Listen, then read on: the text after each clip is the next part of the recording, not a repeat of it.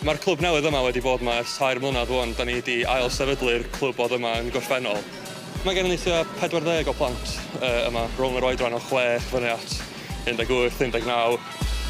Mae gen i tîm dan 12 sy'n cystadlu yn gynghrair regional yn Celts Ynys yn erbyn tîm o Mold, o'r Wirral, Flint, tîm o fel yna. A da ni'n neud rili da. Mewn tymor yma, da ni wedi dechrau cystadlu yn go iawn. Basketball's been a part of Holyhead for a long time. It's been going since the 1990s. A coach called Tony Roberts started the club, and he's probably had hundreds, if not thousands, of children come through this basketball club.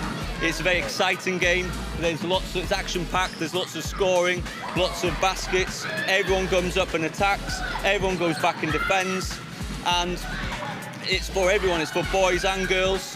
They can play separately or together. It's such an inclusive sport. And then with the social media and the internet now, they see players like LeBron James and Stephen Curry playing with an excitement, and they want to do the same. Fi am blwyddyn yn y tîm Celts.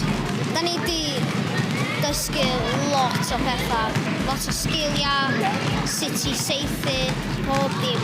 Da ni'n chwarae yn y lig hefyd, a da ni heb di golli gêm eto, so da ni'n neud rili da. Di bod yn chwarae Pêl-Fasged Celts am 2 blynedd.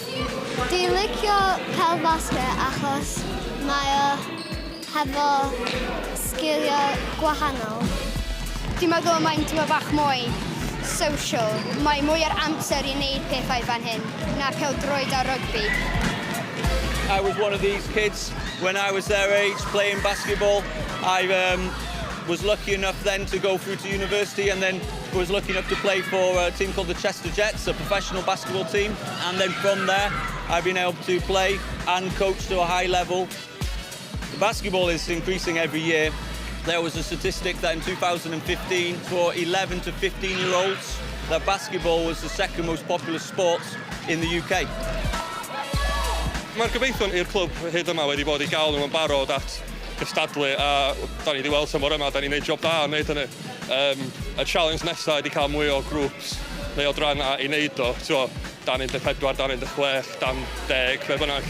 A tyfu o fyna. Mae wedi bod 2 mlynedd, ond diolch yn teimlo fel yna. Mae wedi mynd yn reit gyflym i fi, a mae wedi bod jyst yn fraint enfawr i gael neud o. 1